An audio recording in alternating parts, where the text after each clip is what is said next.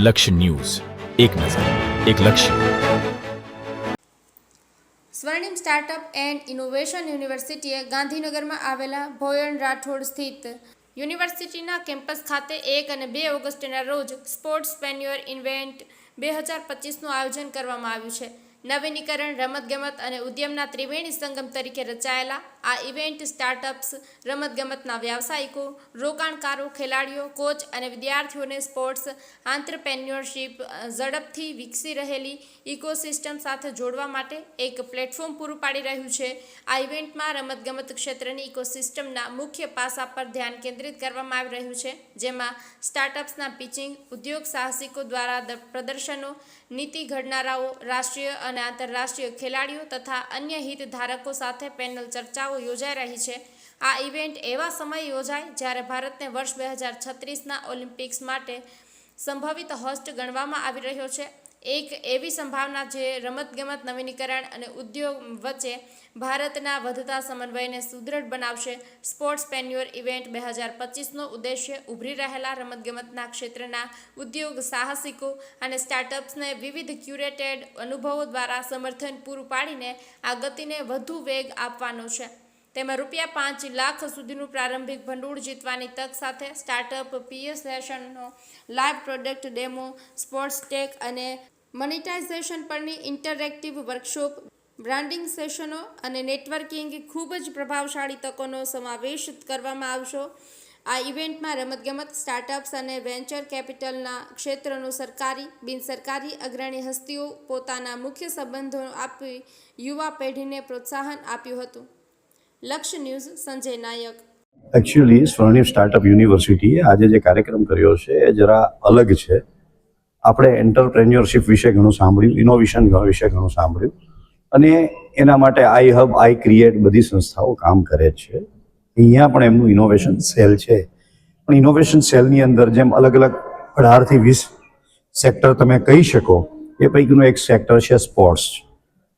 આગામી જ્યારે 2036માં ઓલિમ્પિક આવી રહી છે ત્યારે એની તૈયારી માત્ર સ્પોર્ટ્સ લેવલે જ કરવાની હોય એવું નથી. દરેક ફિલ્ડમાં દરેક લોકોએ સજ્જ થવાનું હોય. કારણ કે 2008થી 2022નું આપણું જે 8 વર્ષનું જે માર્કેટ હતું સ્ટાર્ટઅપનું, એ $140 મિલિયન હતું. એ આપણી પાસે અત્યારે બિલિયન્સ ઓફ ડોલર્સમાં કરવાની શક્તિ છે અને આગામી 8 વર્ષમાં ત્યાં સુધી પહોંચવું હોય તો દરેક ફિલ્ડ એજ્યુકેશનના, જેની અંદર એન્જિનિયર્સ, એન્ટરપ્રેન્યોર્સ, મેનેજર્સ બધા સાથે ભાગ મળીને સ્પોર્ટ્સને કોમ્પ્લિસન્ટ થાય એવા સ્ટાર્ટઅપ બનાવે, જેની અંદર નર્ચરિંગ ધ ટેલેન્ટ, જે ટેલેન્ટ ગામડામાં છે એને કઈ રીતે આઈડેન્ટિફાઈ કરવી, કઈ રીતે લાવવી, એનું ડેટા એનાલિટિક્સ, પછી એ ટેલેન્ટની સાથે એમને સારું ફૂડ મળે, સારી જગ્યાએ એમને પ્રોટીન અને પોષણક્ષમ વસ્તુ મળે, એના માટેનું sports and nutritions ફૂડનું startup.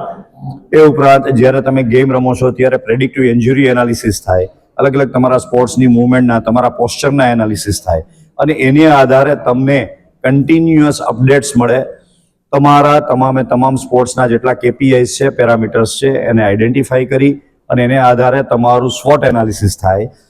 Not only that, જ્યારે તમારી ગેમ રમાય ત્યારે એનું માર્કેટિંગ કરવાથી માંડીને એ લોકોને વિદેશમાં તમામ જગ્યાએ પ્રસારણ કરવાથી માંડીને એને અંગેની ડિસ્કશન્સ માટે અને તમામ જગ્યાએ આવા લગભગ 40થી 42 અલગ અલગ ફિલ્ડમાં સ્પોર્ટ્સની ઇન્ટર્નશિપની અને સ્પોર્ટ્સના જે ઇનોવેશન અને આઈડિયા અને એના આધારે હેકાથોન પણ થાય અને એના આધારે જો સ્પોર્ટ્સના આપણે અલગ અલગ આવા જો એન્ટરપ્રેન્યોરને ડેવલપ કરી શકીએ તો ભવિષ્યમાં 2036ની અંદરનો જે બિઝનેસ લેન્ડસ્કેપ છે એમાં એ લોકો જબરજસ્ત રીતે કામ કરી શકે.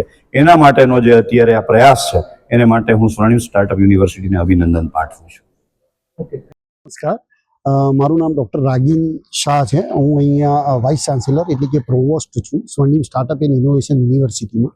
અને સ્વર્ણિમ સ્ટાર્ટઅપ એન્ડ ઇનોવેશન યુનિવર્સિટી કે જેનો એઇમ જ સ્ટાર્ટઅપને સપોર્ટ કરવાનું અને એન્ટરપ્રિનરશિપને સપોર્ટ કરવાનો છે, એના બેઝિસ ઉપર અમે અત્યારે આજે સ્પોર્ટ્સપ્રિનર 2025ની 2 દિવસની એક ઇવેન્ટ ઓર્ગેનાઇઝ કરેલી છે, જેમાં માત્ર સ્પોર્ટ્સના એન્ટરપ્રિનર્સ, સ્પોર્ટ્સના સ્ટાર્ટઅપ્સ નહીં, પણ સાથે ઓલિમ્પિકમાં પાર્ટિસિપેટ કરેલું હોય, પેરા સ્પોર્ટ્સમાં જેમણે નેશનલ અને સ્ટેટ લેવલે અને ઇન્ટરનેશનલ લેવલે સફળતાઓ મેળવેલી હોય એવા 15 આપણે એથ્લેટિક્સને અહીંયા બોલાવી એમનું સન્માન કર્યું છે. અને 2 દિવસમાં આપણે પેનલિસ્ટ, સ્પીકર્સ, એક્સપર્ટ સાથે ઇન્ટરેક્શન કરી અને અહીંના જે સ્પોર્ટ્સમાં ઇન્ટરેસ્ટેડ એન્ટરપ્રિનર્સ અને સ્ટાર્ટઅપ્સ છે એમને આપણે માર્ગદર્શન, એટલે કે આઈડિયેશન એમનું હોય તો એ આઈડિયેશનને કેવી રીતે સપોર્ટ કરવો, આઈડિયેશન પછી આઈડિયેશનનું પિચિંગ કરી એને ફંડિંગ, નેટવર્કિંગ, મેન્ટરિંગ આગળ કેવી રીતે લઈ જવું અને ગવર્મેન્ટ ગ્રાન્ટ્સ થી એમને અવેલ કરાવી અને પોતે જીવનમાં કેવી રીતે આગળ વધી શકે એના માટે આ 2 દિવસનું એન્ટરપ્રિનરશિપ માટેનો પ્રોગ્રામ કરી રહ્યા છીએ. ઓકે.